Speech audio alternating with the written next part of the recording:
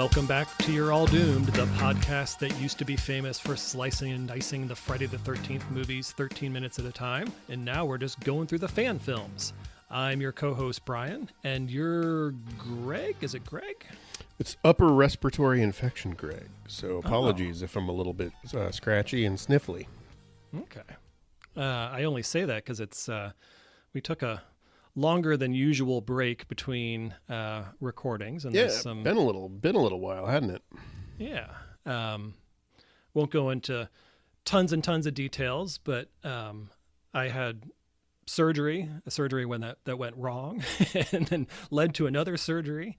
I literally had my intestines pulled out through my belly button, so much like a character in this film. Very much so. And Greg, you had a runny nose, so we've got a pretty good excuse. Right. I was just lazy because December was really, really busy at work for me, so I didn't feel like talking about Jason. That's okay. But yeah, we're back. If you are listening to these in real time, then we apologize for the break. We'll try to get back on a more regular schedule moving forward, but it's good to be back. And yeah, I'll tell you what, it would help if these fan films were a little bit shorter, though. This is true. Yeah, these the feature-length fan films. It's a lot to get through, and it's also, we've probably mentioned this before, but we're not familiar with these like we are the original movies, and so it takes a little bit more of our attention to kind of like dig in and figure out what's going on and who these characters are. So it's a little bit more effort than it is to watch a movie that we've seen 10 times. Well, yeah, I mean, like to that point, I was even going to bring that up too, because I mean, I'm going to probably talk about stuff that annoyed me about, there are things to like about this movie, but I'm going to talk about some things that annoyed me that might annoy me less on a second viewing, but I don't have time to watch this twice, unless, at some point down the road we go back through in greater detail, but, it's just, I can't carve out 3 hours as easily to watch something that I'm not familiar with. So I'm probably going to get some things wrong, and I feel bad about that. But I'd also be happy if the filmmakers or fans of this movie reach out and correct us on stuff. So if we say something stupid, have at it.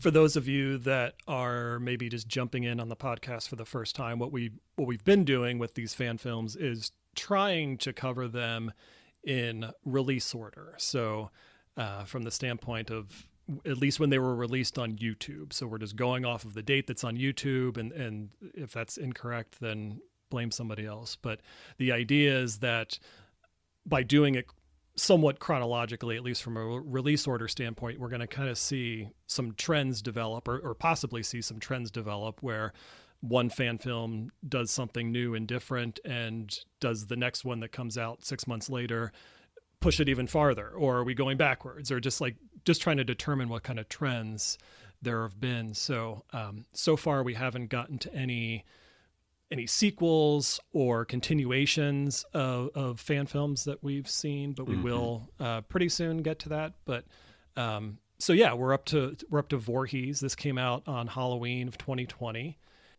Yeah, I mean, I would say, my first impression in terms of trends is this is another, nice looking fan film. In fact, there's some photography in here that I was really impressed by.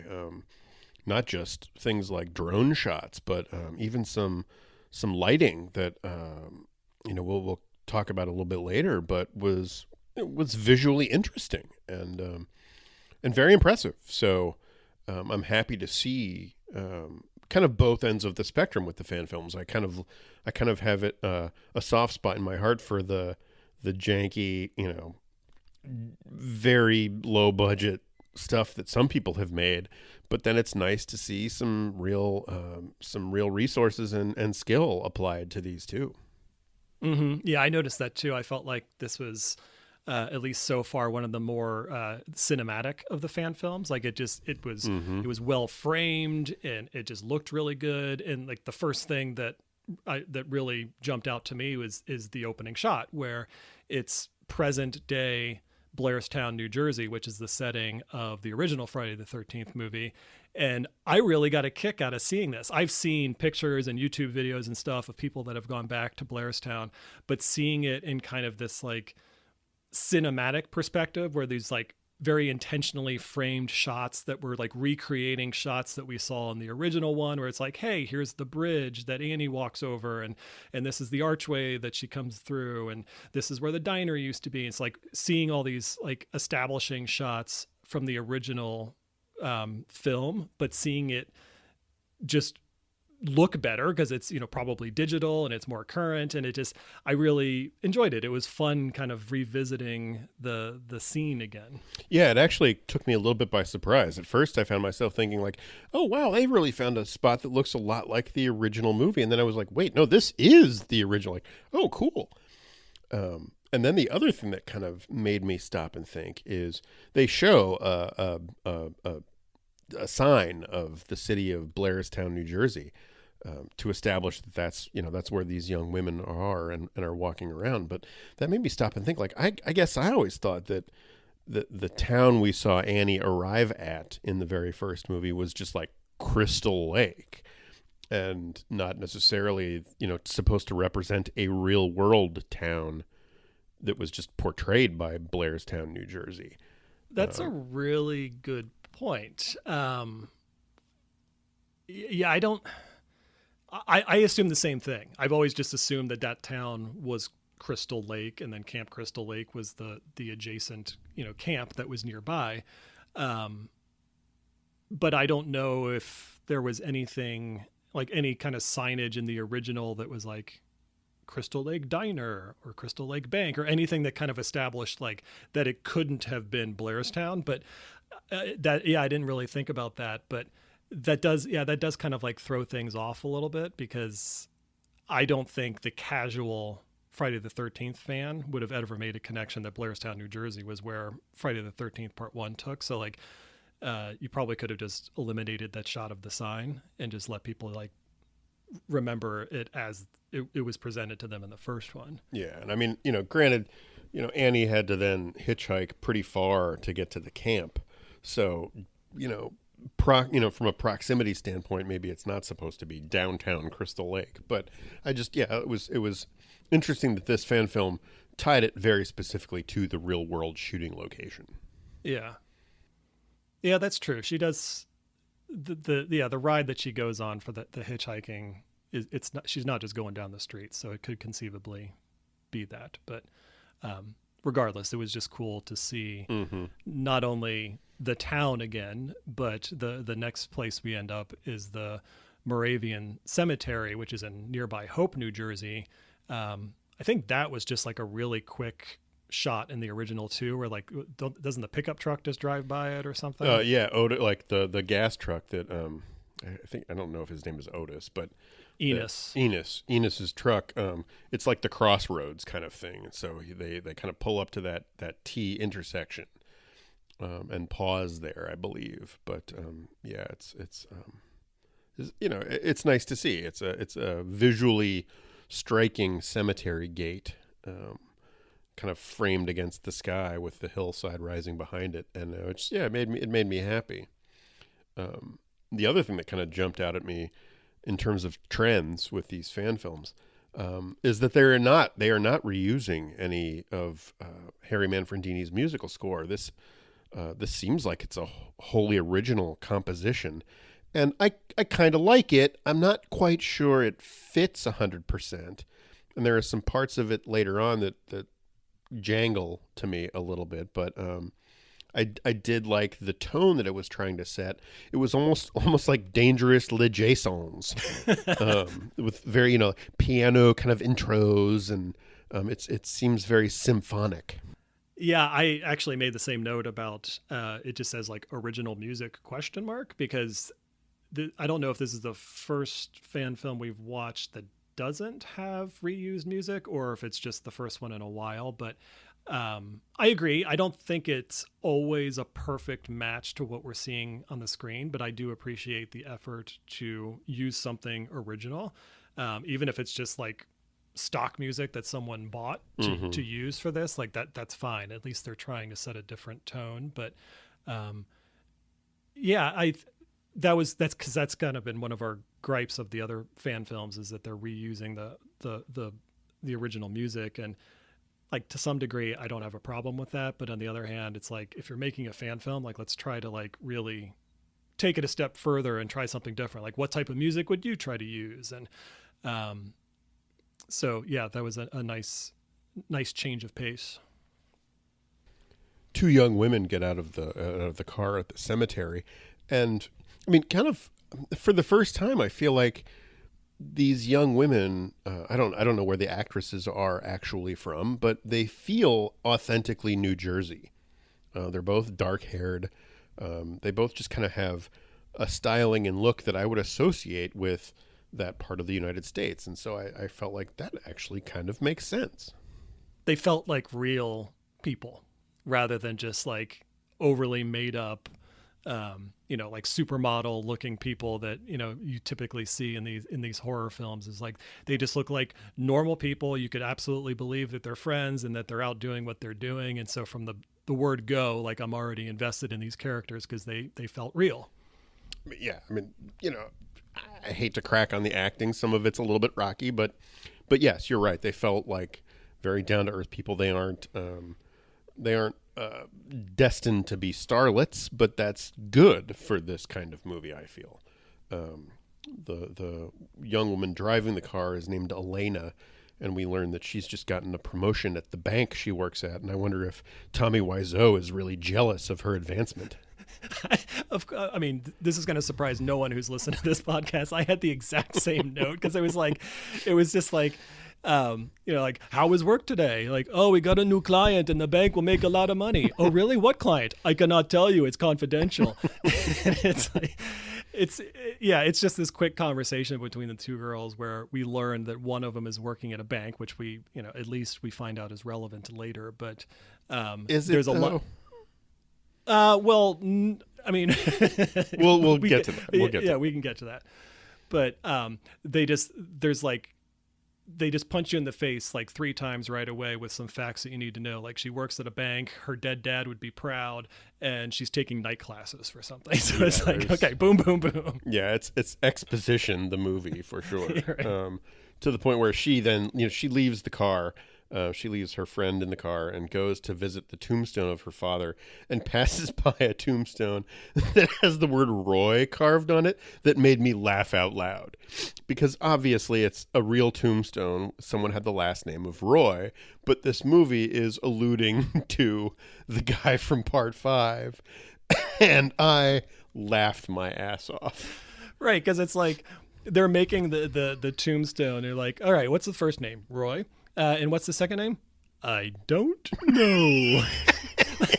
All right, well, let's just leave it as Roy, and we'll just call it a day. So funny. Yeah, that was absolutely intentional. There's no way you linger over that particular tombstone without knowing exactly what you're doing. Well, sure, and they do it again at the end. I mean, they're not getting these things custom masoned. I mean, they're just going to a cemetery and finding, a name that they can, shoot and use that alludes to something from the series. I loved it. I thought it was a great joke. It's just like the dumbest thing ever.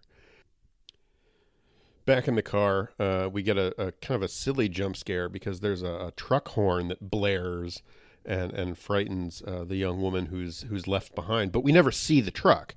We hear the Foley, and we hear a sound effect of a truck driving past, but it's completely unnecessary, and I'm not quite sure what purpose it served. I think it's just a jump scare. And then shortly after that, we see a car pull up behind, and someone grabs this young woman whose name is Haley, grabs her through the passenger side window. So it's definitely now menacing, but I don't think the truck horn had anything to do with that. No, I think, at least from the sound design, it sounded like it was a truck that was supposed to be passing, because it's like, maybe it was Enos. It could have been. Yeah, he was late with a gas delivery. Picking up another hitchhiker. Right. Elena has visited her father's resting spot and returns to the car, but sees that the door is open and her friend Haley is missing. Someone then comes up from behind her and smacks her across the face with, I think, a lead pipe or something. We cut to a title card. And so now, I mean, as we said, this movie is titled Voorhees. It's a Friday the 13th fan film, but I'm not quite sure if the title really sells this movie. I don't know if it does it justice. It doesn't really tell us anything about what this movie is. Right. It's more of just like a recognizable, like slapping a recognizable brand on something, right, to get people's attention. But as you'll see as we go through the story of this movie, yeah, I think if anything, Voorhees is a very small part of the plot. Mm-hmm. It's just kind of like something that's sometimes literally lingering in the background. So it's not the first thing that would come to mind. So like another fan film we did was Jason Lives Again. And it's like, okay, that makes sense. I understand what you're trying to establish. Right. But yeah, this I think is more of just like a convenient name to just catch people's attention because people are going to see it and they're going to know right away it's a Friday the 13th movie. Right. Yeah, I wish there'd been like, Voorhees : da da da da da. I don't know. Yeah. I think that there's a lot to like about this movie, and I'm not sure the title does it justice.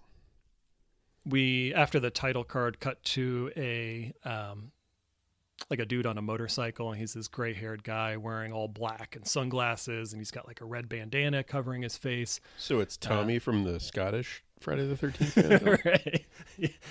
His name is Blaine. He turns off the main road onto like a dirt trail where there's two guys on the ground, and one of them is bleeding pretty bad from the abdomen. This is Ricky. I'm fucking dying here. I'm fucking dying, man. He's been shot, and the bike that I guess he was riding got shot up as well, so it's no longer working. And we are able to piece together that it sounds like these three guys were part of a robbery that went bad. Yeah, so this appears to be a gang that has staged a bank heist, and even as I was watching this scene, I'm like, oh, well, they're going to go hide out at Camp Crystal Lake, which was very quickly, taking over the idea that I always had for a Fast and the Furious crossover. So I was kind of bummed. I'm like, oh man, they got to it first. Right, exactly. So there's like some kind of like robbery gone bad, and they're trying to figure out what to do. They're panicking. Then we cut to another car somewhere else. It's a 2019 Jeep Compass, for anyone wondering. And we find out that this is the car from earlier that pulled up behind Elena and Haley's car at the cemetery. The guy wearing black in the front passenger seat is named Travis. And then there's a painted mask person in the back seat with a tied up Haley. So we at least know that Haley, the passenger from earlier, is still alive. Right. And we did get a very brief glimpse of the assailant at the cemetery before the credit sequence, where it looked like they were wearing some sort of painted mask of some sort. You couldn't make it out, but now we get a clearer look. And it's actually a woman that's wearing this mask. So we're presuming that the person who reached into the car and grabbed Haley and then also hit, I guess it's Elena with the pipe or whatever it was also a girl. So she's not very nice. The passenger in the front seat is convinced that there's going to be helicopters looking for them, but the driver, who's this kind of like ditzy blonde girl named Brandy, says that they're not going to be looking for them and that they're actually looking for the motorcycles. So now we know that the people in this car are connected to the bike riders that we saw a second earlier. And I mean, frankly, this fan film can't afford a budget for helicopters, so they're going to be just fine. Right. They got to dismiss that right away. This is not a Richard Donner movie. We go back to the biker dudes, and the gunshot victim is he's in bad shape. He's bleeding out on the ground, and the other guy is using branches to hide the bikes. And the gray-haired guy who we saw first is washing his bloody hands down by the river. And I can't remember who it was, but one of them makes this comment that like they did some crazy shit and the town will never be the same after this robbery. And I'm just like, this is Crystal Lake. Like, it's already seen some pretty serious shit. Right. Like, I'm pretty sure that this robbery is like a blip on the radar for them. Yeah, that made me laugh. And so did one of them says, we're not out of the woods yet. I'm like, no, you're going deeper into the woods. Right. I do like that this is all part of a heist plot. I think that's kind of cool. They mentioned that Elena has been, as we learned, she was promoted. She's now an assistant manager at the Elm Street Savings and Loan, which kind of made me roll my eyes. I cannot figure out why they needed to bonk her in the face with the lead pipe. This seems like kind of a standard storm into the bank and shoot the place up and steal the money. And I mean, I can't tell if they had already done it when they bonked her at the cemetery or if they bonked her at the cemetery to get like her key card. I don't understand why they need her at all. Oh, right. Oh, that's interesting. I hadn't thought about that. So you're wondering if the attack at the cemetery was the precursor to the robbery? Yeah, like there's been a time jump almost. But maybe. It's unclear.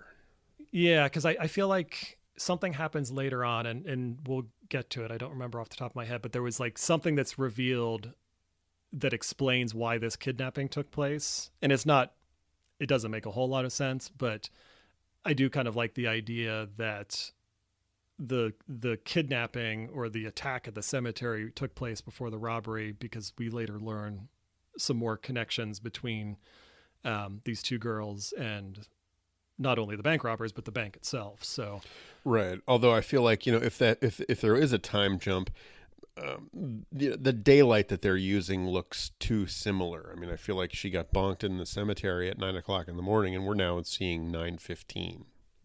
Right. Yeah. I don't think that's what happens. I think the robbery has already taken place, and then they kidnap these girls. The reason behind it is a little muddy. So I don't think there is a time jump, but I liked that you wondered if there was a possibility that there could have been, because I think that may have helped to explain the connection between everyone a little bit better. The car that we saw pulls up to an isolated location, which of course is the old Camp Crystal Lake, and it's in pretty bad shape. It's really dilapidated. Of course, it looks nothing like the Camp Crystal Lake we've ever seen before, but that's fine. Really, it's just like a wooded location, and from a structure standpoint, I think we really only see one kind of like broken down, kind of like stone farmhouse. It looks a lot more like a farm than a camp. Yeah. We see a little bit more of it later, but there's definitely not cabins, and I also don't get the feeling that we're really close to a lake. So again, we've harped on this before. It's not the filmmaker's fault that you can't recreate what Camp Crystal Lake looks like without actually going to that location, but I just feel like some of the creative liberties that people take in these fan films, it just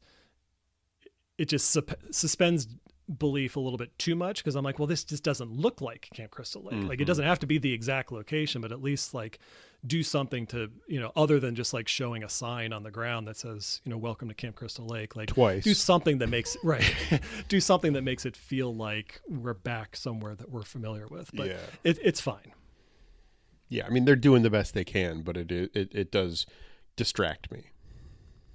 I mean, they basically immediately, the whole crew starts bickering, and the two girls start trying to escape or, at least resist. And there's some pretty hilarious on the ground girl wrestling that's going on with, the heist, the prisoners being, accosted by the bank robbers. And it's all pretty silly.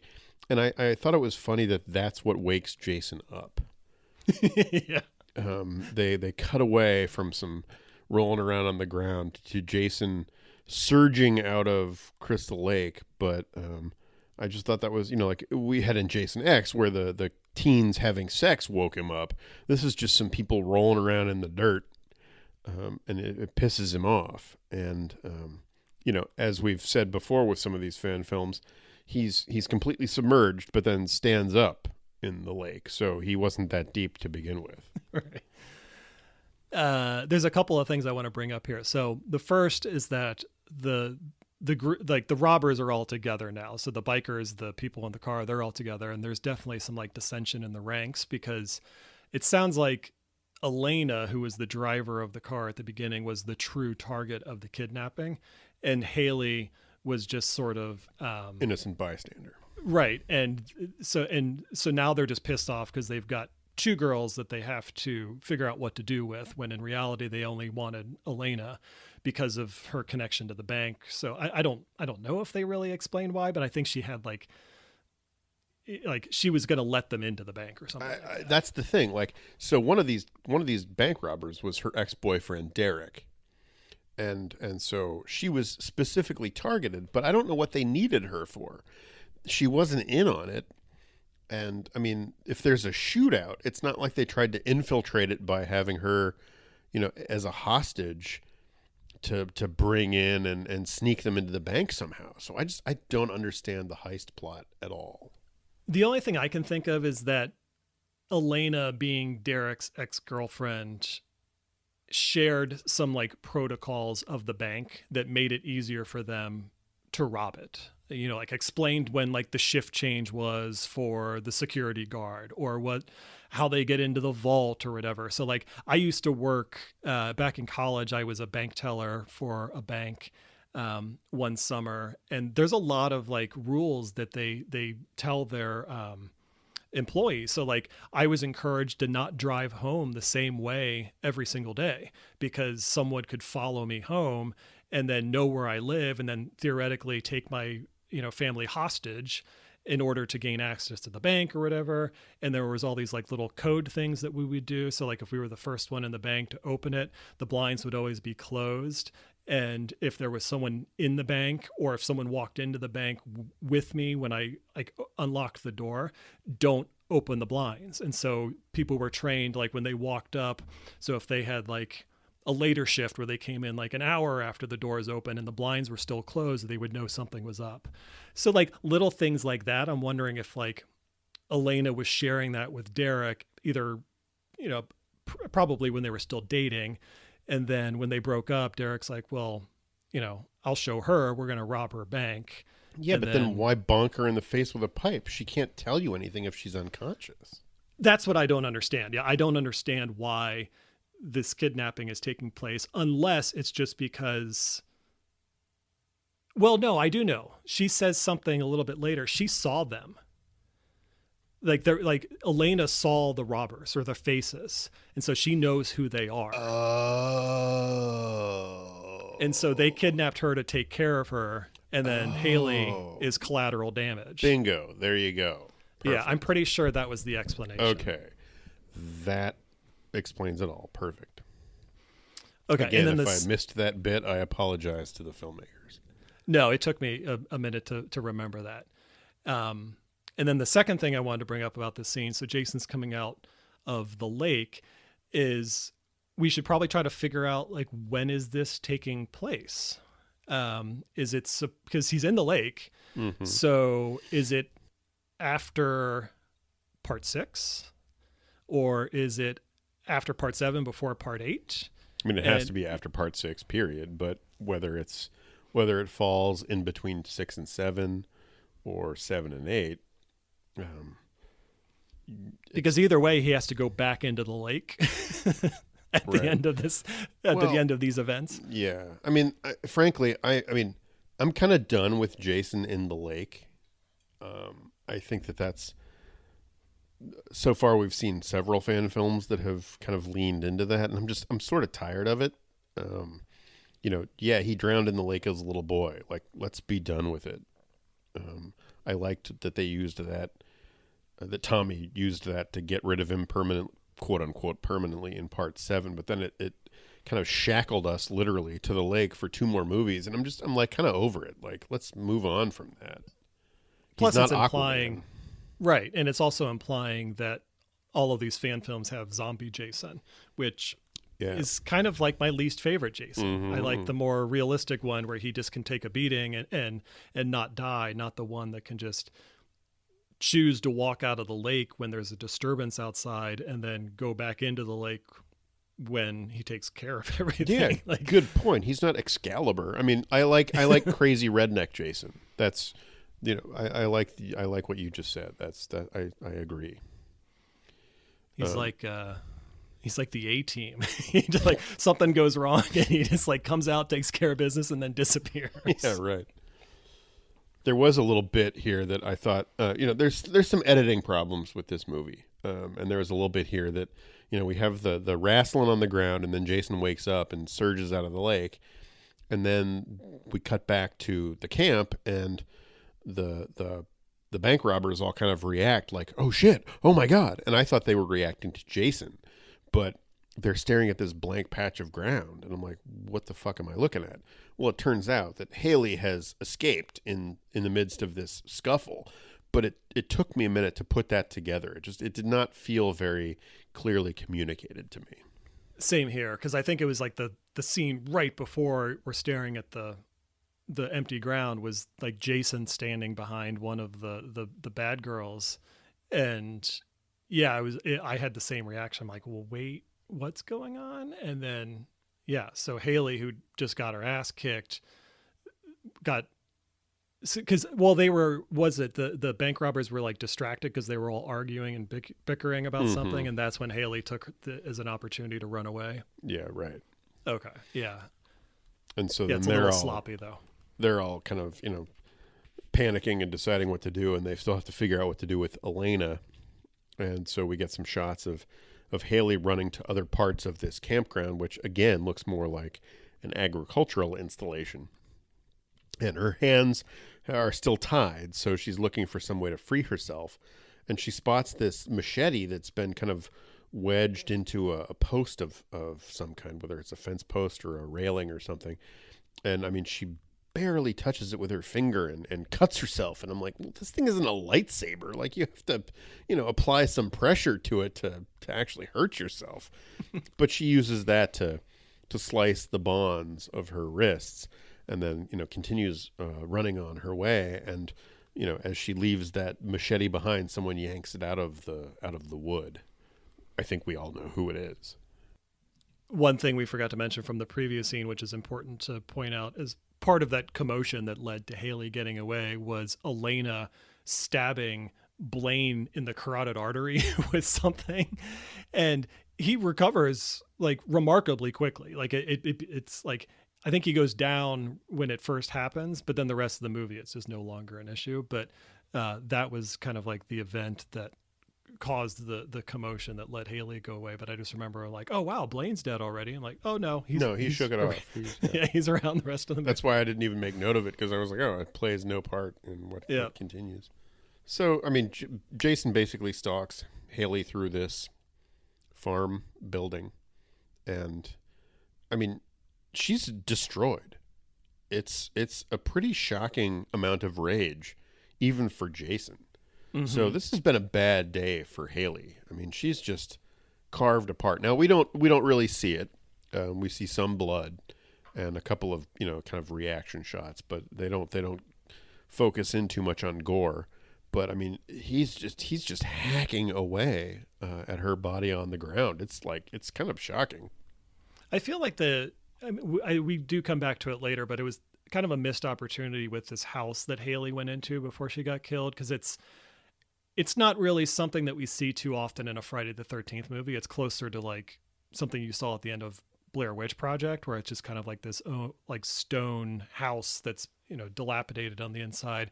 But like she goes in and does a few things, and then she comes out, and that's where Jason kills her. And it's like, like you have this opportunity, like you have this house, let's use it. But I do think we come back to it a little bit later, but I did make a note that I thought the house was a pretty cool set piece.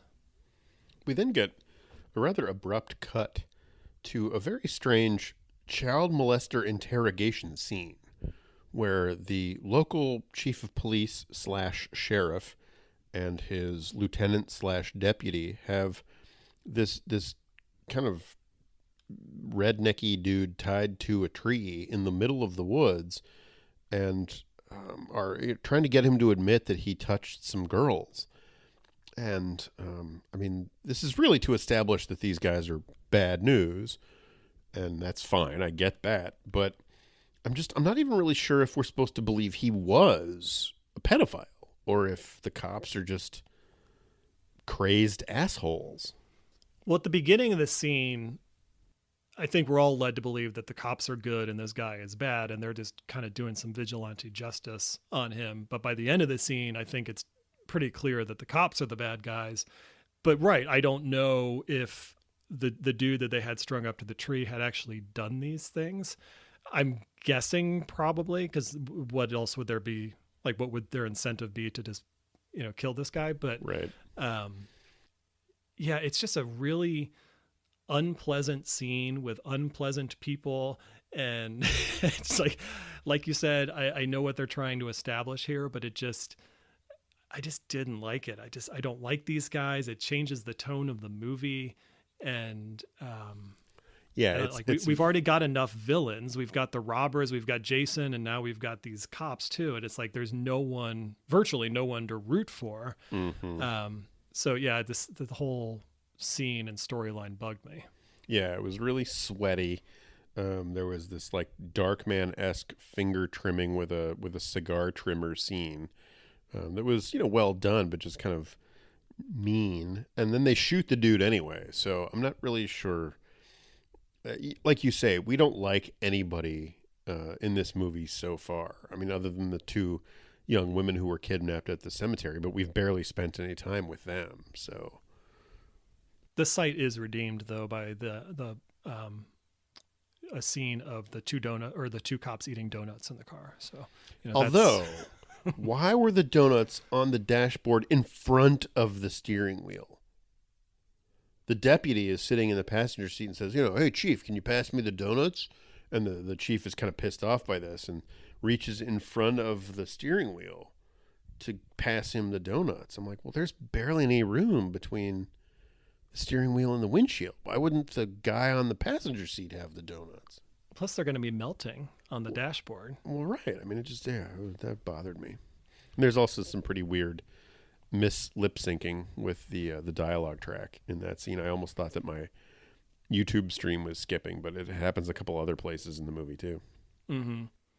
They do get a radio call alerting them about the bank robbery, but I mean, if you had to estimate, like, how much time do you think has passed since the actual bank robbery? Because presuming that the bank robbery happened and then they ended up at the cemetery where they got Elena and Haley, the motorcycle guys got away, bled, hit the bikes, and then met up with the rest of the crew at the camp. Like, it's a couple of hours at least. And like, the cops are just getting a call about the robbery. Well, we know that, if the savings and loan that was robbed is in downtown Crystal Lake / Blairsville, we know that Camp Crystal Lake is 20 miles from there because they talk about that in the first movie. That's how far Annie has to hitchhike to get to the camp. So, I mean, that's like 45 minutes. I mean, like, if these guys are taking off on motorcycles, now the police might need to kind of get their shit together because they're unaccustomed to having to cope with a bank robbery and stuff. Small town police force. Yeah. So I doubt it's more than 2 hours. But long enough that like alarms should have been triggered and cops should have been alerted long before they get this call. And helicopters should be right, swooping in any moment now. So Blaine and Katrina, who is the dark-haired bank robber, are searching around Camp Crystal Lake trying to find Haley. And they're wandering around this very industrial-looking building. I'm not exactly sure what it's supposed to represent from a camp standpoint because there's nothing like picnic tables or beds or equipment or anything like that. I mean, it looks very much like a farm. And they come across a room that has all sorts of newspaper clippings and kind of reveals to Katrina that they're at this, terrifying place that has this history that Blaine already seems to know about. But my question is, does Jason subscribe to the newspaper? Why does he have all these clippings? Would it be there? He has this like scrapbook of shit. Maybe he just like strolls through town and like, puts a quarter in the newspaper box, and then he's a dick, so he grabs all of the newspapers right. that has his like name in it or whatever. Well, yeah, and then he also makes like paper mache heads. Well, I guess I didn't think that. So are you thinking that this is Jason's house, or at least dwelling? Well, I mean, who else would have put these newspaper clippings there? Well, I mean, he'd kill anybody who was there because he's so protective of Camp Crystal Lake. Yeah, but I think the calendar said 1957. I don't remember when the news clipping was from, but it had to be after. It had to be like talking about the slaughter of 1979. Yeah, no, I just figured it was like other people inhabited this house at some point, left shit there, and Jason just never cleaned up. I don't think Jason would stand for that. but I mean, he would clean up the place. Well, he bursts out of the lake because some people are wrestling in the dirt. He's not going to let people live there. That's true. he doesn't. Jason doesn't treat squatters very well. No. But I do like the detail that Blaine chose this because he knows the story of Camp Crystal Lake and he knew it would be abandoned. Like that's kind of clever. That was part of his plan. Like no one goes there, everyone's afraid of it, so let's hide out there. That's kind of smart. There is some logic to it, but I couldn't really figure out what their grand plan was, and I don't know if they even knew what it was either, but like were they just, because like I get the impression that they were just going to stay there for the night and then they were going to go their separate ways. Like just assume that like the heat had died down overnight and then by the morning they could just leave without too much interference. So yeah, from that standpoint, going to an abandoned campground is not a bad place to go, because why would anyone go there? And no one would certainly be spotting them there. So right. There is, that makes sense, but it just seemed kind of strange that they wouldn't just try to keep going, like get as far away as possible. Like they just basically stayed in town, which I question their strategy. Yeah, it would have almost made more sense if like their plan had been to keep going, but then because Ricky got shot, they're like, we got to hole up somewhere, and Blaine's like, I know a place.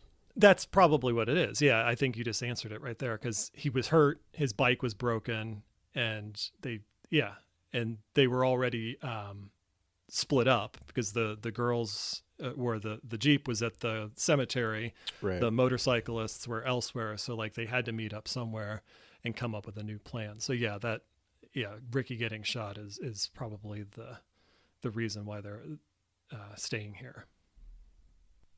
We cut to somewhere else in the woods, we're not really sure, and Derek, who's the ex-boyfriend of Elena, is chopping wood with an axe, and if his tattoo is to be believed, he's a Raiders fan, so he's frequently used to being disappointed. Or he's the kicker.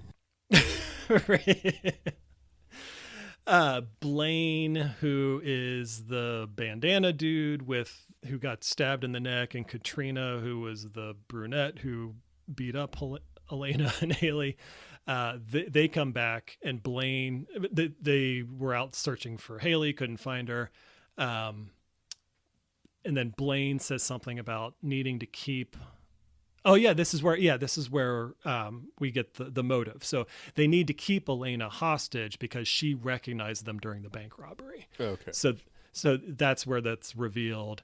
And again, Haley was just collateral damage, and that's why it became so problematic. But it was like, so that makes more sense. Well, that explains the timeline. The robbery happened. They know Elena. No, what? Because they didn't get to the cemetery and Elena said like, oh my God, I couldn't believe it. I just saw a bank robbery, but I had to come here to visit my dad's grave. And it was Derek. I couldn't believe it. Like.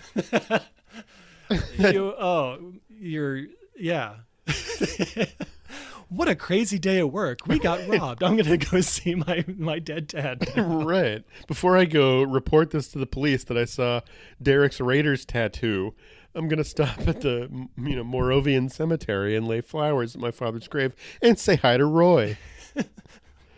And I definitely have breast cancer. This is 100% written by Tommy Wiseau. Yeah, this is, the more I unpack it, the less it makes sense. Yeah. So so I guess we're led to believe that the robbery happened and Elena decided to go to the cemetery afterwards, like nothing happened. We get an overhead shot of Crystal Lake, and the musical score here is very oddly triumphant. It's almost like Swan Lake or something, which is cute because it's a lake, but it doesn't quite fit, and the lake is very strangely brown. I feel like there's a broken sewer pipe feeding into Crystal Lake somewhere. It's kind of icky. Is that the scene with Travis, who was a character that I completely forgot existed in this movie? Oh, Jason Mewes? Right. He's out with the blonde girl. Questionably hot girl? Not yet. Oh, okay. Just about. There's a quick scene between the overhead of the lake where we see the two police officers with the woven cowboy hats that I think they got from the Old West Fest. Oh, that's right. Because he's like kneeling down on the ground, and we learn that like one of the cops is basically like Billy from Predator because he like detects a tire track or something. Mm-hmm. And, so like this hillbilly cop somehow has these tracking capabilities that are just unbelievably impressive. So, right. But he would wish it on a broke dick dog. So yes. Yeah. And I think that's when we cut to this Travis / Jason Mewes dude and the questionably hot blonde Brandy. And this, I kind of liked this part or this touch of the story, which is that they're dumping all the cell phones in the lake. Yeah. Because they don't want to get tracked. Right. And like, that's something that we haven't really had to deal with cell phones in Friday the 13th movies before. And so in horror movies, whenever like modern day horror movies where cell phones are a real thing, there's always some sort of element that has to be introduced that makes the phones irrelevant. So whether it's no signal or the battery's dead or whatever. And so here it's like, yeah, we've all got phones, but we don't want them tracked. So we're just going to dump them in the lake, and then they're completely out of the picture, and no one can like, one, find us, and two, call for help. So that was nice. Yes. And I really did like that, but I think that's what should have woken Jason up, because then the lake is disturbed and he's like, ooh. And then, like someone's text notification going off, and it's like, and Jason's like, what? Someone left an alarm set, and so it's waking him up or whatever. But I feel like that's an interaction with the lake that would disturb his slumber. Yeah, like the 5G just pulsing through his veins and. Right. Well, yeah. Is Jason vaxxed, I wonder? I think he missed out on all that. Yeah, probably. But he does wear a mask. It's true. I call her questionably hot girl because they are so desperate to convince us that she's hot that I'm like, am I missing something? Like, is she not? I mean, I'm guessing that this young woman is very attractive, and anyone would be lucky to take her out on a date. But they're so desperate to show that she's this like bombshell that I began to distrust it, especially because she's hooking up with Jason Mewes. In fact, they get to what I think is an industrial chicken coop, and hook up. And we hear some pretty hilarious crotch plapping noises while Jason stands outside with his fist clenched in frustration. Yeah, it's another location that just doesn't really seem to make sense from a camp standpoint. It's kind of like an open stable. Just kind of like a metal, like almost like a tent or like there's not much to the structure, but it just doesn't really make sense. And it just doesn't feel like it's at the camp. And that's why when we start to bounce around some of these different locations, it really is hard to know, like, is this meant to be all part of the camp? Like, are in these close proximity to the other buildings, Right. or are they like somewhere down the road? Because we know that they at least walked to the lake to dump the phones, but like, we don't know how far that is from the other buildings that we've seen. And then there's this whatever stable or chicken coop that they're in now, and it's Right. like, Is it that the behind remnants the of house? the grocery store that we saw in part 3? Like, I don't know. It's it, Nice, yeah. Where the guy takes the the disgusting shit. Yeah, right. So post coitus, the blonde chick goes to freshen up and primp, and is immediately grabbed by Jason. Has a chain wrapped around her neck, by which he drags her outside. And I'm not quite sure why she's coughing up blood, unless like this chain has kind of gouged into her trachea or something. I mean, it's gross and I like it, but I'm not quite sure it makes sense. And then she's hoisted until she is strangled. And there are a couple of things here that I'm starting to not like so much. One is this movie is very reliant on strangulation. And I don't think Jason should use that more than once or twice. It's just, there's too much neck stuff. It's just not what I consider his MO. But with a limited budget, you got to do what you can. So fair enough. The other thing I don't like is that Jason is wearing a fucking hoodie. Yeah, I noticed that too. We haven't really talked about the look of Jason because we haven't really gotten a lot of like clear looks of him. But I did notice the hoodie, and it just didn't feel right. One, it should still be soaking wet from being in the lake. Yeah. Right. But No, he put it on afterwards because he was chilly. right. But they, yeah, I don't know. I think just in general with Jason, like when the clothes he's wearing, I don't like it when the clothes are providing the bulk. Like, I want to know that like the bulk is like Jason's size. Like, this is just how big Jason is. And if he's wearing like big baggy clothes or a hoodie or something, it starts to like make him look bigger than he really is. And for the case of this movie, maybe that's deliberate. Maybe the guy playing Jason isn't that intimidating looking, but I don't know. I just think it takes away from what I want to see from Jason. I agree with that. Now, it's not this movie's fault. They've established that in plenty of officially released studio Jason movies. But I don't like it either for that very reason. I also feel it makes him look like he's too much like he's wearing an outfit. Mm-hmm. And I just don't see Jason like, what am I going to wear today? Oh, well, this jacket looks good with these pants. I do kind of like the idea of Jason with a hood over the hockey mask, like if he's wearing some sort of ragged shroud draped over his head and shoulders. I think that could be a cool look, and kind of conceal the shiny weird head that he often has. Like, I think there's potential for a hooded Jason still with the hockey mask, but this does not even try to go there. I mean, the hood is never put up or anything like that, and it would need to be almost like this tattered, cloak almost. Yeah, and I'm not positive it would work, but I think it could work. But this looked too much like something he ordered from J. Crew. I wouldn't mind seeing that look with like a hooded Jason, kind of like a Darth Maul type look. Yeah, or like a ring wraith, but with a hockey mask. Like I might try and draw that. I think there's potential there. That could be pretty cool. So the blonde chick is now dead, and then Muse is the next on Jason's target list, and he leads Jason on quite a chase through this industrial chicken coop, but winds up getting hammered, basically. Literally.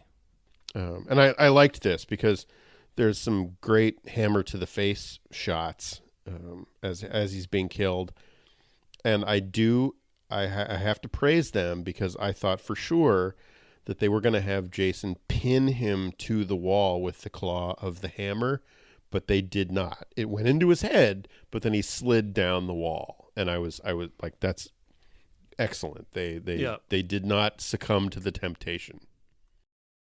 We then cut to a campfire scene, which for a group of bank robbers that are trying to lay low, I'm not sure that having a campfire out in the middle of nowhere is really a great idea, especially if they're concerned about helicopters flying over. But you can't have a Friday the 13th movie without a campfire scene. So they're sitting around, and Blaine, who's kind of like the ringleader, doesn't seem too concerned that Travis and Brandy are missing, because it just means more money for them in the end. So we're starting to see what his intentions are. And that's because this crew is not family. I think that any crew that, stages a heist should be family. I agree. Ricky, the guy with the gunshot, is still kind of wandering around, I think, looking for Haley. But I mean, that he seems awfully limber for a dude who's got a seeping gut wound from a gunshot. I don't know what he's doing in the house, because everyone else is at the campfire scene. And then, we do know that Ricky is banged up and he's injured, but like you said, he's wandering around this house. So how bad could he really be? But more importantly, like, what is he doing? What is he looking for in the house? But he does find the bag of money from the robbery.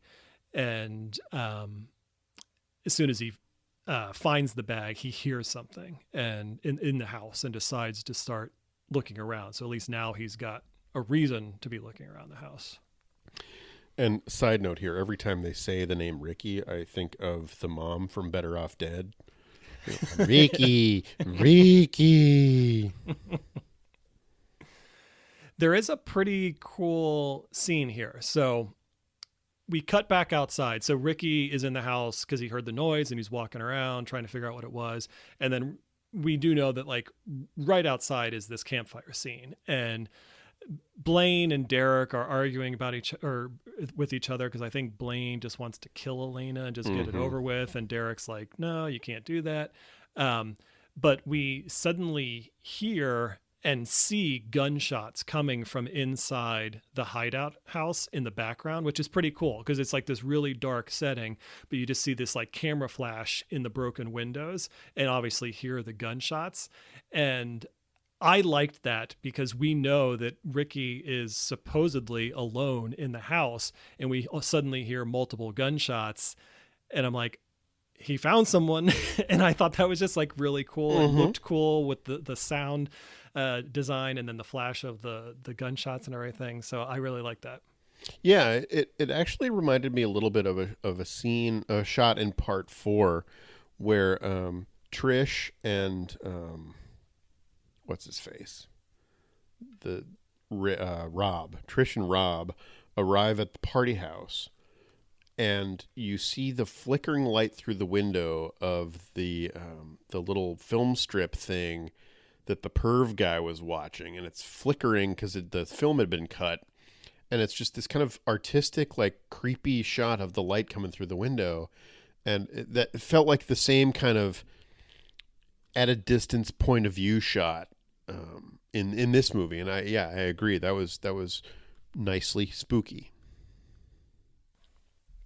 So the guys around the campfire obviously want to know what's going on.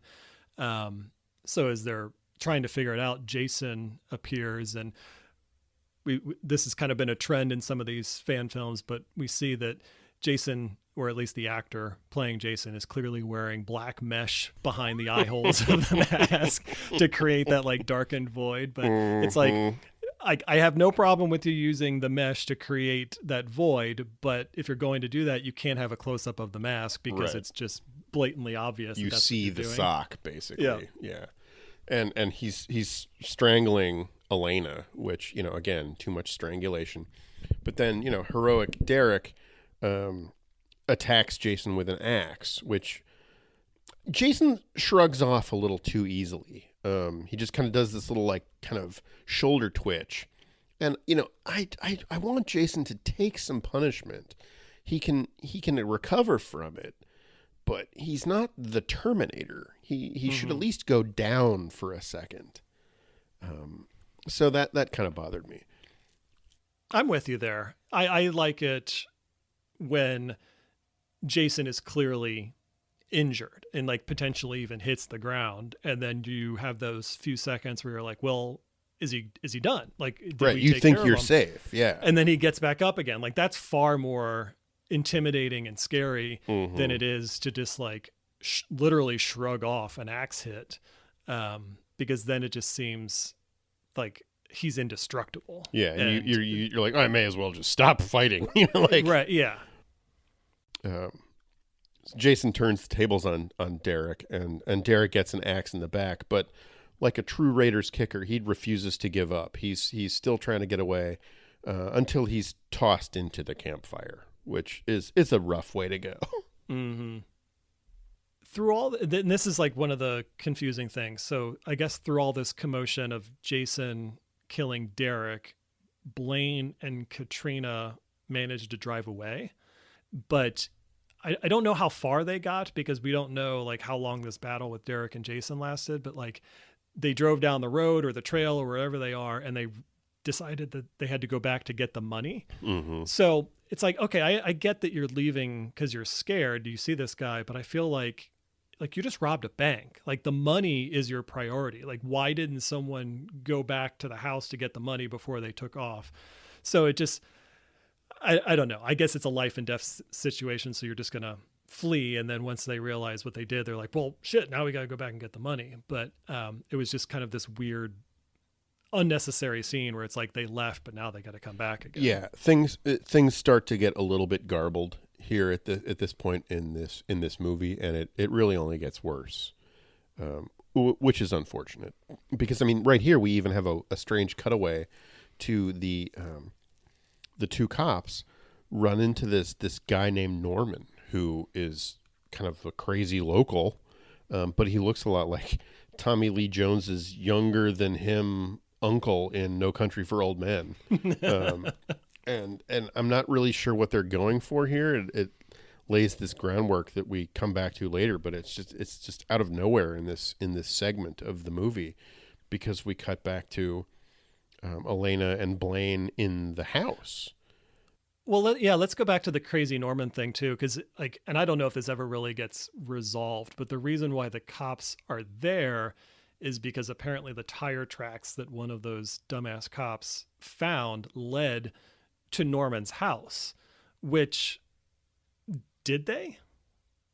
Because like, I mean, we also don't know where this house is in relation to the camp. It seems like we find out later it might be relatively close, but it's like, there's nothing that we've seen so far that these robbers went to Norman's house first. They gathered up their shit and then went straight to Camp Crystal Lake. So, right. And Norman's not in on it, so I'm not sure what the deal is here. It's yeah. This feels very first draft to me.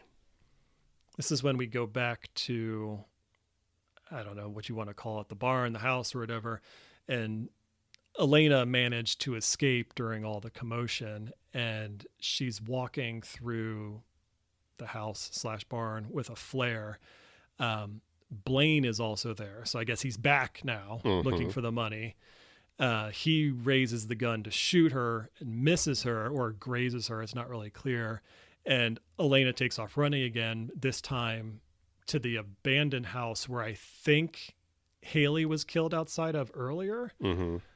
And then Blaine is close behind with a flare, and he, he's looking around and he like pulls back a sheet, and then, that's right. And then he uncovers the shrine to Mrs. Voorhees. Right. We have Pam's head, which made me happy.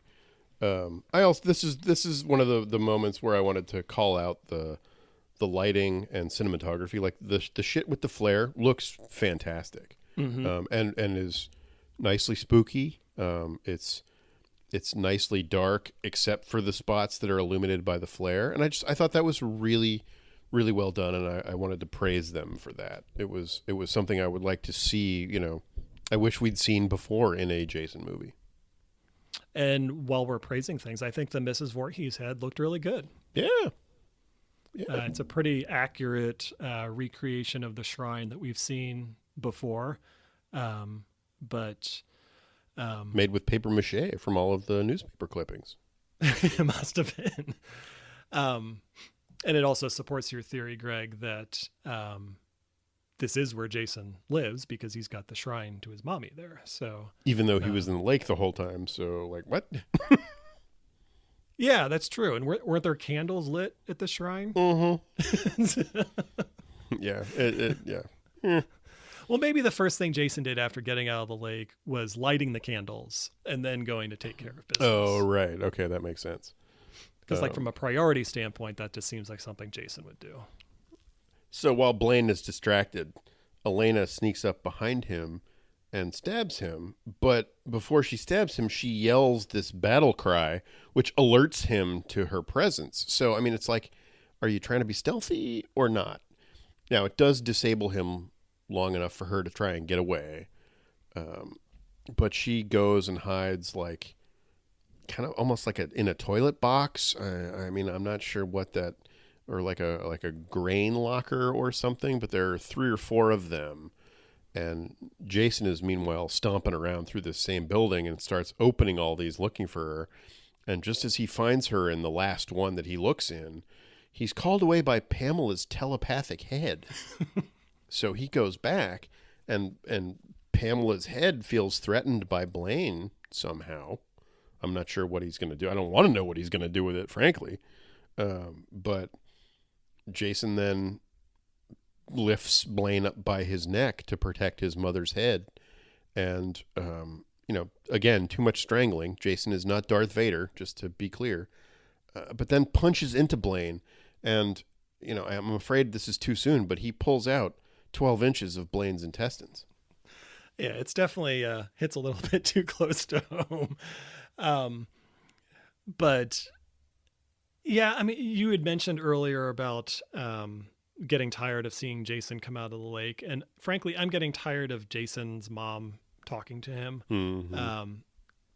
It made sense in part 2 because there was a payoff. There was Ginny trying to manipulate Jason to get the upper hand.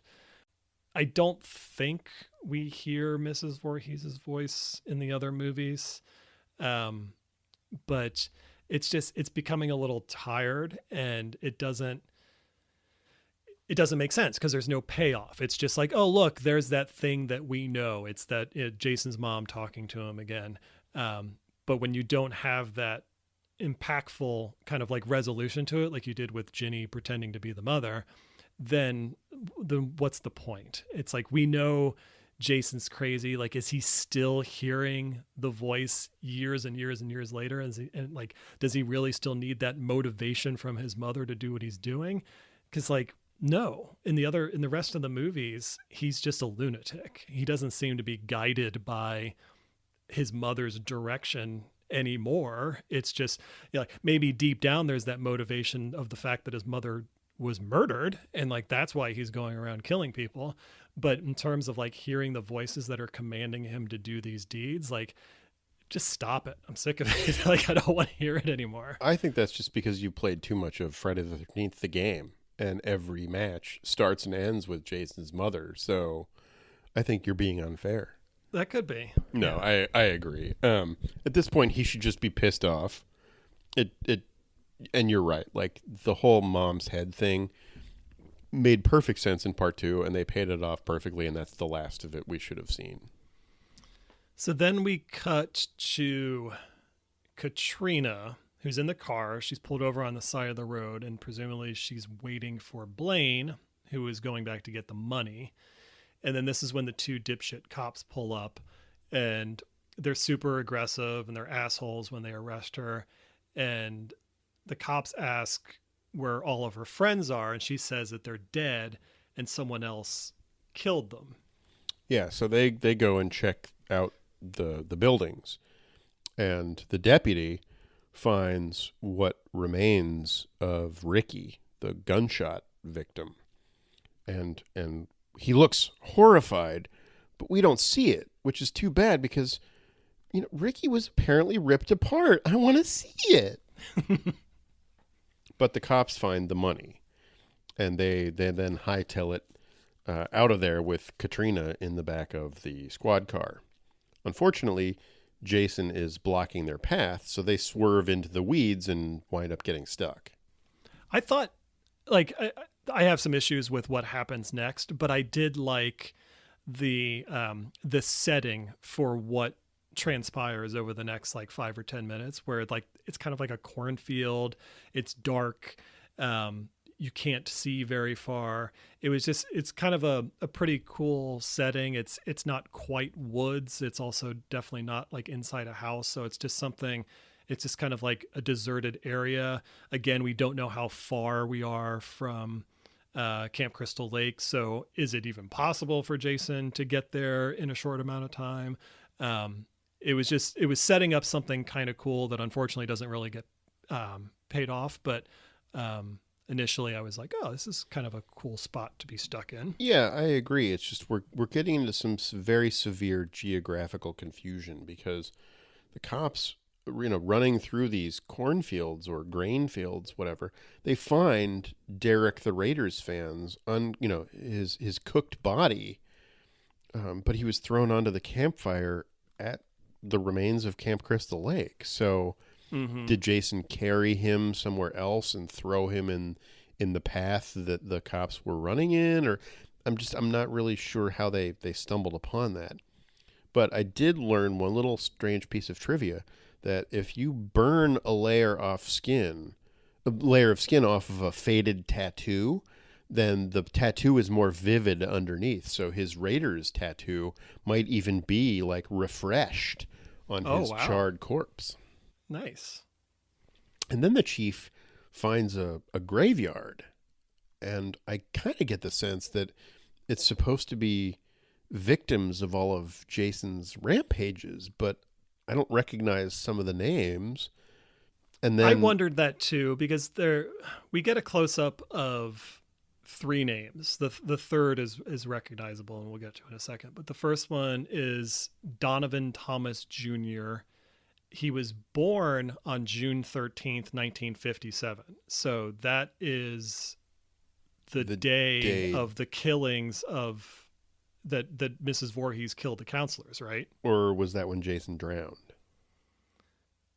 I thought it was the anniversary of his birthday, and that's when she went on and killed like the counselors up in the law. I don't remember. Right. But it's one like, of those two. Yeah. Right. So he was born on that day. So there's, other than it being that day, there's no significance to that. Like, it doesn't mean that he's anyone that we know. Mm-hmm. And then he died in 1998. Now, there's nothing in the Friday the 13th franchise that suggests that something big happened in 1998. So it's like, was he killed by Jason? I don't know. And then the next one, yeah. And then the next one is some guy named Bruce Pullen, who, again, is not a name that we've heard before. He was born in 79, died on June 13th, 1986. So we're like, okay, we can maybe figure that June 13th was a Friday, 1986. But there's a little like inscription under his name that says, "Sleep in the waters for whence you came." And I looked that up to see if it was like a Bible passage. It seems like it's kind of a paraphrase of an old saying, but like, I just don't know what it's implying. Like, was he killed in the lake? Was he born in the lake? It was just like a weird inscription that didn't make sense. And then the last one is Pamela Voorhees, and it just says "Beloved Mother." And there's no specific dates. It just says 1930 to 1979. So someone didn't put in enough effort to kind of figure out what those dates were. But again, it's just this random grave site that we tend to stumble upon in these Friday the 13th movies, where the location of it doesn't necessarily make sense. But at least we know it's like somewhere near Camp Crystal Lake. Well, but it's also horseshit, because we know where Pam's gravesite is because we see it in part 4, and it's not a cornfield. Yeah. Well, it is on the side of the road, though. Right, but it's like next to a hillside. I mean, there's like a rocky hillside behind it. So yeah. I feel like this is now intentionally changing continuity, and I feel like fan films should maybe try to stay away from doing that. I didn't look in the credits to see if this like Donovan Thomas Jr. and Bruce Pullen were, people that were involved in the production of this movie like or Kickstarter something. backers or something. Yeah, because it just Cute. there was so much like focus of attention placed on these gravestones. It's like, well, am I supposed to know who these people are? And I don't. I have no idea, and and the dates especially don't help to clue us in into who these people are. But it was, I'm guessing it probably has something to do with Jason because they're in such close proximity to each other. And it doesn't look like it's a very well kept grave site, so it's probably like an impromptu, resting place for these victims. But it was just another one of those things that kind of tends to pop up in these movies where it's like, oh, there's Pamela Voorhees tombstone again. Great. Like, we know she's dead. Like, we just saw her head sitting on a platter. We just saw her head, for God's sake.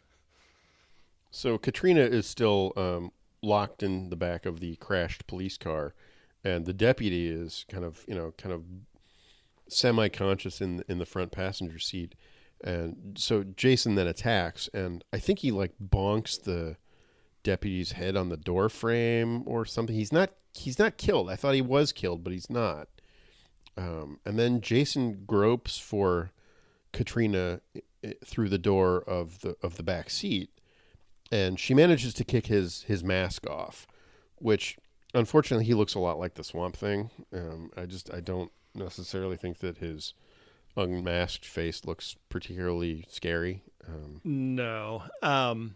Again, giving credit to where credit's due, this is an amateur production. They don't have the budget, but I'm not a fan of how Jason looks here. He kind of looks like a bargain basement Voldemort. Like the way the mask is constructed is like, what we're led to believe is like Jason doesn't have a bridge of a nose anymore. It's just kind of like a nasal cavity. Mm-hmm. And in the Harry Potter movies, they accomplish that by digitally erasing his nose. Yeah. Right. But in this movie, they couldn't do that. So what they've done is the mask extends out from the face, like 3 or 4 inches to create that flat plane. But what you end up with is this like very elongated face, and it just he looks like an alien. It's like it's too stretched out. He looks almost like the newborn from Alien Resurrection. Exactly. Yeah, it's like this subhumanoid kind of like stretched out, elongated face, and it just, we don't have to look at it too long, so it's not that big of a deal, but like every time they show it, I'm just like, all right, guys, stop showing it. So it's really not that good. But what they do next, I actually really admire. And so he gouges Katrina's eyes out, which I kind of took as, this is what you get for making me take my mask off, which I kind of liked. He's obviously sensitive about his appearance because he wears a mask or a hood all the time. So he gouges her eyes out. Then while he's jamming some glass from the window into the deputy's neck and putting his mask back on, we get a couple of quick shots of the dash cam from the police car of Katrina, clawing her way to help, for help with her eyes gouged out. And it was truly, like, I'm not even exaggerating, truly one of the most horrifying things I've ever seen in a horror movie. It was really, really scary. It really was, because it's just a couple of like quick shots, and it's like obviously grainy because it's dash cam, but I think the performance is what really sells it, because she probably can't see it all, but she might be able to see like a glimmer of light, which is why she's kind of like reaching where she is. Cause it kind of got the impression that like, I was trying to figure out where that camera was. And I think it's like on the roof of the car, like next to the sirens or something. Yeah, right. So like, okay. And so like the sirens on the car, or the lights are flashing on the car. And so like, maybe she can see just enough through her gouged out eyes that there's like this light. And so she's kind of like reaching up towards it, like not quite reaching for the camera, but she's almost got her arms wrapped around the camera just because of where it's positioned. And it's like, it's just hopeless. Like she can't, she's like, she's just doesn't know what to do, and she's just grasping at nothing. And we're just getting this kind of like strange, almost not quite a bird's eye view, but it's like this downward shot angle where she's reaching up for help. And it really is creepy. Yeah, absolutely bone chilling. And hands down, the thing that I will, at least of the movies, the fan films we've watched so far, is the one thing that will stick with me. Like that is something worthy of being in a big budget, freaky horror movie. Definitely. Jason is chasing the police chief around, but then out of absolutely nowhere, we cut to a couple of drunk idiots laughing their asses off on the front porch of that old guy Norman, who we met 20 minutes ago or so and completely forgot about.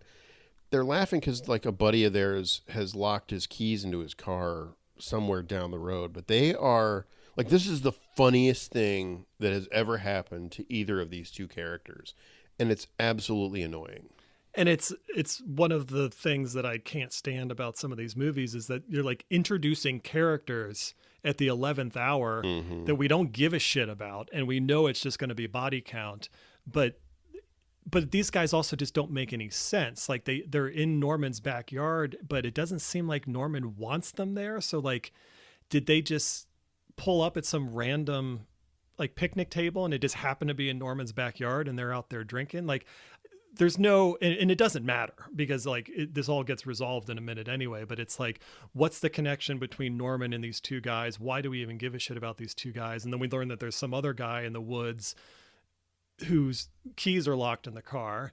And like, are those the tire tracks that the cop tracked? Right. And like, so are they involved in the robbery somehow? And they just went their own separate way. Like it's never explained and we'll never know, but this scene is really obnoxious just because these guys are just laughing hysterically. And it's just like, guys, what are you doing here? Yeah. And I mean, this is where I after the spectacular shot of Katrina wandering around with her eyes gouged out, I mean, I lost all interest in what happens from here on out. It makes no sense to me. And I checked out. So we like cut to the dude who locked his keys in his car and Jason grabs him. And then we find like Jason sticks the wire that he was trying to use to jimmy the door open into the guy's neck. And that's enough to kill him. So like, okay, but dude, we've never met. Like, see ya. Yeah. But before Jason kills him, so like the guy's trying to jimmy the lock and the one surviving cop runs by.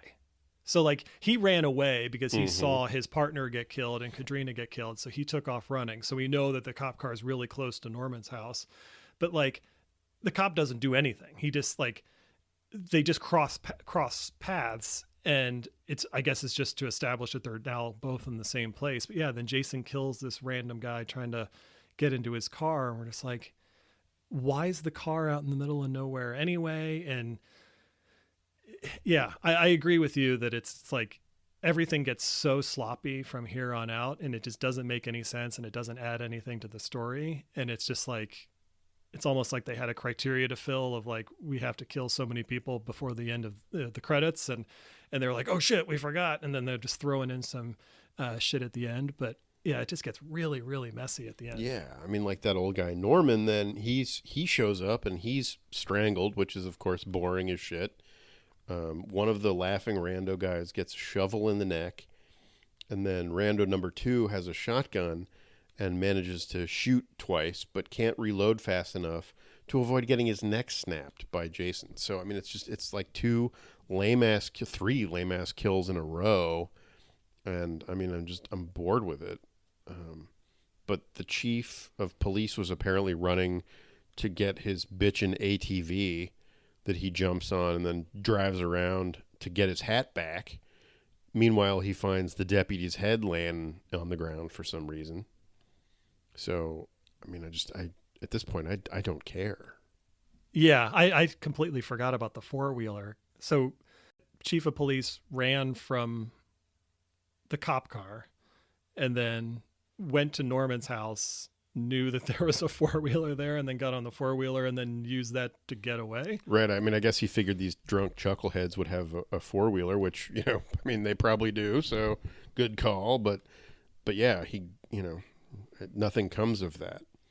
We cut to sunrise and we finally check back in with Elena, who, in case you forgot, was ostensibly the main character of this movie. She's crawling or limping to safety. I hope she makes it back to the bank in time for her shift to start. But she's badly wounded and manages to make it to, close to the road and sees the police SUV kind of slow down and is waving for help, hoping that they see her. But it drives away because the chief, who is now switched up the four-wheeler for an SUV, is driving away because he's gone crazy. He's talking to the head of the deputy that he's found, and he's just like a full-on lunatic at this point. This was so stupid. And it was so out of tone with the rest of the movie. Like, we didn't see any, like, goofy shit in this movie. Like, there was the Norman guy, but he was in it for, like, 10 seconds, and he really wasn't that crazy. And it's like seeing this chief of police talking to the deputy's headless body, and like the head was sitting on the lap in the passenger seat. It was just like, okay, fine. He just went through a traumatic experience. He's gone a little crazy, but it was just so stupid. And I also felt like it undercut what could have been a really cool moment, which was Elena relatively close to the road. She feels like she's gotten away. She sees a police car. She's waving it down. Like, she's that close to freedom. And then you find out that it's, chief dipshit. And so it's like, okay, that's the first strike. Cause like, this guy's not going to help her cause he's an asshole. So like, that sucks. But then you just completely make it even worse by having him be this like crazy dude who's talking to a headless body. Yeah. And it just, I don't know. It took the kind of like, oh, that really sucks element out of the scene and just turned it into something comical, and it just didn't fit. They focused on the wrong thing. It would have been maybe cool to see like, her trying to stagger to the roadside, almost like Laura Dern in Jurassic Park climbing up the hill, like, get out of here. And like, she's almost there. And then you cut to a shot of a cop inside that police cruiser, like looking the wrong way. He's looking out the driver's side window, and we see through the car, 40 feet away, Elena climbing up the hill, but then Jason lunges up and grabs her just as the cop turns around and he never sees her. Like, that would be spooky and crazy. Yeah. And fit with some of the other stuff we saw in this movie. But yeah, they go for this weird, like semi-comical, like, oh, look what happened to the chief. Oh.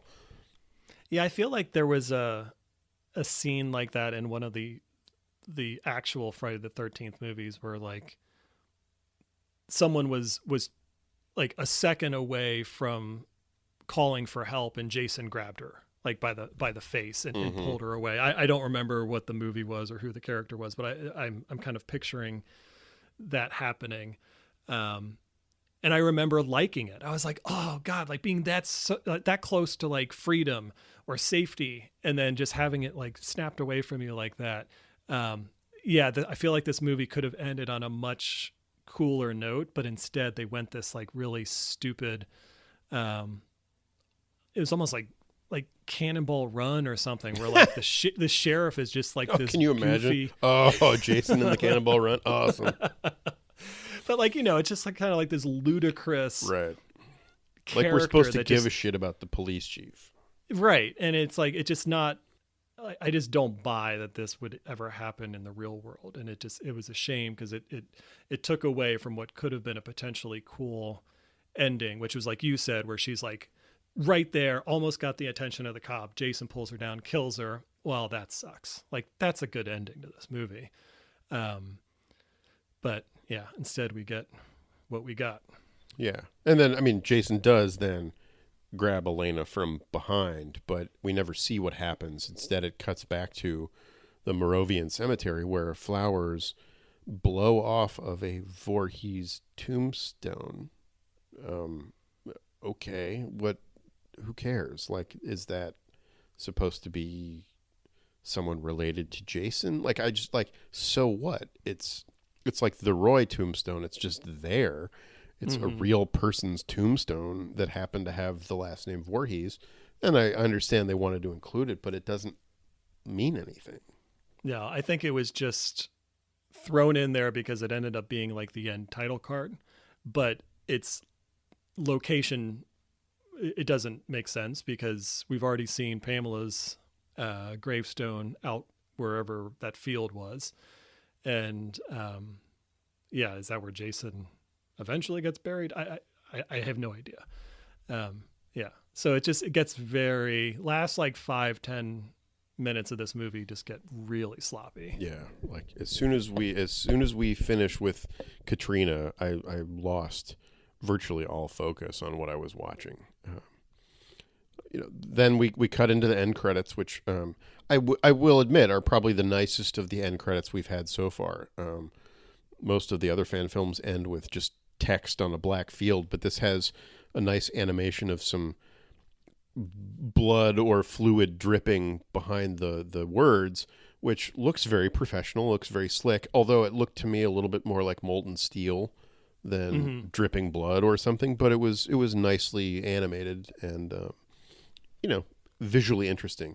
I did not sit and watch through all of the Kickstarter backers, which I feel a little bit bad about, but it goes on too long, and I like to watch credits. I like to see if I recognize any names or, especially in official studio releases, I like to see like, oh, that guy worked on, the art department for blah, blah, blah. And so that's always fun, but I couldn't sit through this. So I fast forwarded, and then there is a short audio stinger after the end credits with a radio response that backup is coming. So, I mean, when is backup going to get there? Because this is now the morning after the bank robbery, so... I had the same question because it's basically the same delayed response that they got from the bank robbery itself, which was possibly a couple of hours after the actual bank robbery before they acknowledged that there was something going on. And then, yeah, there's this, backup is on the way, but he probably called for backup. I know he called for backup the night before because it was the deputy dude that ends up getting his head cut off. So it's like, yeah. So when was that call taking place, and what is it supposed to suggest to us? Right. And like, to who? Yeah. So like, is there going to be, Voorhees 2 where like the neighboring, like the Tomahawk Lake Police Department comes to help out, but then it's this, like SWAT team that gets taken apart by Jason or something? I mean, there's potential there, but I just like, yeah, okay. I mean, so what? Yeah. What did you think overall? I mean, give me your general thoughts here. Well, I mean, other than the last, like I said, 5-10 minutes of it, I didn't really have too much of a problem with it. I think it solved a lot of the issues that we've had with some of the maybe the like last two fan films where it's like there's too many characters, there's too many locations, it just gets too convoluted. Like, this was pretty streamlined. There was a couple of jumps that didn't make a whole lot of sense. Like, I think the whole storyline with the cops could have been cut. The cops didn't end up helping anything. Or really adding any kind of element to them or threat to the movie other than the fact that, like, it's just a couple other guys that got killed, or one actually guy that got killed. But that kind of like derailed things. I bought into the idea, even though there's holes in their plan, but like I bought into the idea of these like kind of like dumb bank robbers who don't know what to do, and so they're just kind of hiding out in the woods until things blow over. Like that's fine. That's a perfectly logical scenario for people being there. Jason coming out of the lake, like we talked about, it's just not necessary. Just have Jason living in a shack and he sees this campfire and he's like, well, who the fuck are these guys? And then he goes over there and takes care of them. Like, that works just as well. But yeah, the things that I would have liked to have seen, and again, we have to factor in that this is a fan film, so they don't necessarily have the budget to do it. But like for robbing a bank and killing, I think they said 3 or 4 people, there was virtually no heat on them. Those 2 cops were not doing anything. Like they were trying to catch some like child molester or something in the woods. Like they were more concerned with that. And other than like looking at some tire tracks, they weren't like a huge threat. And so, and the robbers themselves never even knew that they were being chased. So like you never, like, it would have been nice to have like an additional threat to Jason where it's like the cops are pushing him out of one location because they're on their trail. And then like that forces them into like backing them into a corner with Jason or something like that. So like make those 2 things play off of each other rather than just create this like separate side story. But yeah, for the most part, I didn't have too much problems with it. It was, except the ending. As you mentioned at the beginning, it really looks good. There's a lot of nighttime shots in this movie, which are tough to pull off, but they look really good. The dash cam shot was really cool. So yeah, it was decent. Yeah. That's probably the highest praise I'll give it. I agree. I like the idea of making Jason kind of a secondary character. Like, it was cool to have him be sort of an outside threat to the main story we were watching. And I thought it was kind of cool that, I mean, they couldn't lean into this because of their limited resources, but I kind of like the idea of bolting another genre, i.e. a heist movie, into a Jason movie. I think that that's something that could be explored with more, more financial resources and, a bigger scope. But I thought that was kind of cool. And I was having fun trying to think of like other genres that you could bolt Jason into. And Cannonball Run right there. Like, you fucking sealed the deal, dude. But I was trying to think of like if there was like a Jason Bourne movie where they capture him and like wire him up with some sort of shock collar to make him do what they want. And he's like this indestructible guy who can take all sorts of punishment, and they like drop him out of helicopters into, Baghdad and shit. Or like a romantic comedy where, like you think you're watching this, sweet little tale of, this woman who moves back to meet her old, high school boyfriend, and then fucking Jason shows up. Like, I kind of like that this attempted to bring another kind of movie into the Friday the 13th universe. And, it wasn't entirely successful. There was some great stuff in it, and there was some pretty poor stuff in it, but it was creative, and it was really nice looking. So you mentioned the idea of like dropping Jason into locations, and the first thing I thought of with the bank robbery was the scene from Heat, where like you have these robbers coming out of the bank, and instead of them being encountered by this team of cops, it's Jason standing outside the bank saying, right, "You got to get through me if you want to get away with this money." Yeah, like, and I know it starts to get into kind of like silly territory if you do this, but like I was wondering if there was a way to kind of incorporate Jason, like have him play a bigger role into the end goal of the bank robbers. Mm-hmm. So like there was a point where they left the money behind, and I kind of like the idea of like the money being in a location where they had to get through Jason to get to the money, mm-hmm, or something like that, where it made more sense for them to want to take him on rather than just run, where it's like, well, look, we're already in deep shit because we robbed this bank. The least we got to do is get the money that we stole, and it's not going to be easy, but let's figure out how to do it. And I don't want it to be like a Home Alone situation where Jason has all these traps and like there's like rooms that you have to go through. But like, you know what I mean? Like, figure out a way to like make Jason the main obstacle between the robbers and their money. And I just don't think that happened. Like the whole the whole motivation for the robbers just disappeared very quickly. And I get it because their plan went sideways. But I just feel like if you're going to incorporate bank robbers hiding out into a Friday the 13th movie, have some fun with it and figure out a way to like make Jason the adversary and not the cops. Sure. They did not maximize that idea to the extent that even with limited resources, they probably should have. But I admire that they at least tried to introduce it. Mm-hmm.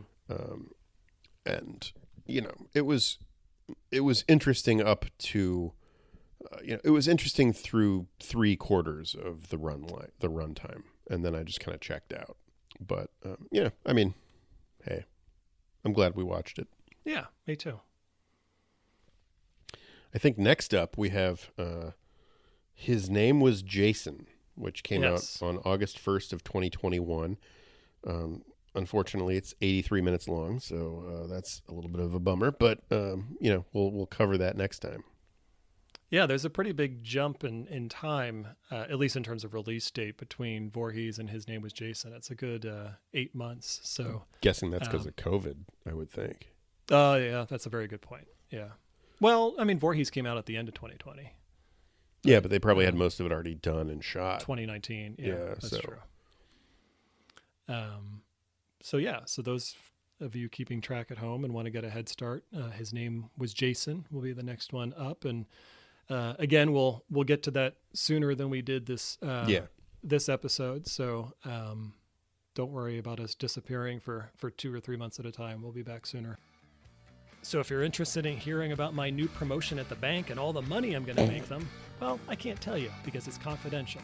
But tune in next time anyway for another episode. So tune in next time for another episode of You're All Doomed.